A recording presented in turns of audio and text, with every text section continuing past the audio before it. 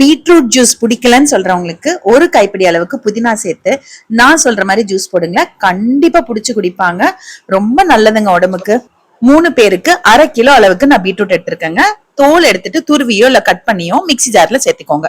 இது கூட ஒரு 15 மிளகு, ஒரு 2 துண்டு இஞ்சி சேர்த்திட்டு நல்ல ஒரு கைப்பிடி அளவுக்கு ஃப்ரெஷ்ஷான புதினா சேர்த்துட்டு கொஞ்சமா தண்ணி ஊத்தி மிக்சியில அரைச்சு எடுத்துக்கோங்க. இப்ப இந்த அரைச்ச விழுத நான் சூப் வடிகட்டுறது தாங்க வடிகட்டுறேன். நான் ஏற்கனவே ஜூஸ் வீடியோல சொல்லியிருக்கேன். சன்னமா ஓட்டை இருக்கிற வடிகட்டியில வடிகட்டினா ரொம்ப லேட் ஆகும். அதனால நான் எப்பயுமே சூப் வடிகட்டுறதுல வடிகட்டிட்டு அதுக்கப்புறமா சன்னமா ஒட்டி இருக்கிறதுல இன்னொரு தடவை வடிகட்டுவேன்.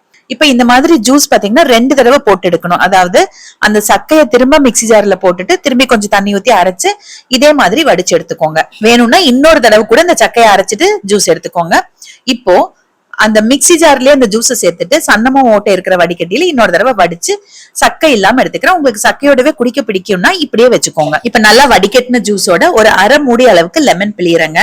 லெமன் டேஸ்டும் புதினா இஞ்சி எல்லாம் சேர்த்து குடிக்கும் போது ரொம்பவே நல்லா இருக்கும். 3 ஸ்பூன் அளவுக்கு நாட்டு சக்கரை சேர்த்துட்டு மிக்ஸ் பண்ணிட்டு அப்படியே சர்வ் பண்ண வேண்டியது தாங்க. இப்ப இதே மெத்தட் புதினா மட்டும் இல்லாம கூட நீங்க ஜூஸ் போடலாங்க. இன்னொரு மெத்தட் பாத்தீங்கன்னா பீட்ரூட்டோட கொஞ்சம் தேங்காய் ஏலக்காய் சேர்த்து நல்லா அரைச்சு ஜூஸ் எடுத்துட்டு கரும்பு சக்கரை சேர்த்தும் குடிக்கலாம்.